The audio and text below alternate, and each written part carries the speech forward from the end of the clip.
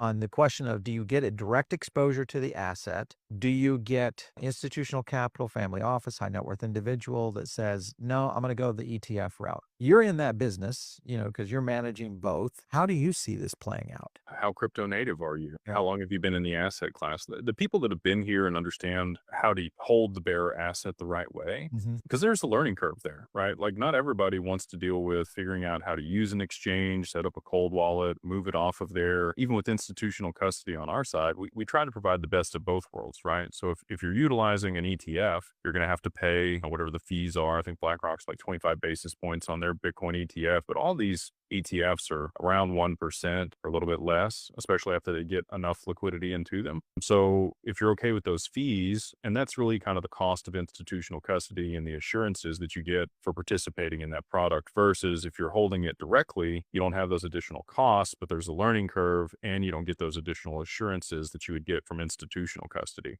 Right. So that's what I think about in my mind. I'm like, okay, it's going to cost me 1%. It's kind of the insurance that this is good. Liability is on the other person. It's not on me. And I get that warm and fuzzy that I wouldn't get if I was holding it myself. And family offices, some of them are very private and they would prefer to hold the asset themselves and figure that out and employ the people. But I think you're going to see the majority of the adoption from institutions and family offices as a whole, probably more on the structured product side, because that's also easy to report on. A lot of the frictions that we've had is Adapar and Orion and Black Diamond and all these reporting softwares aren't interoperable with these exchanges or custodians. And so for them to be able to see the full portfolio, a lot of it's manual entry unless you're just buying a structured product that's inside your traditional portfolio and you have full visibility. So I think most people are probably going to go that way.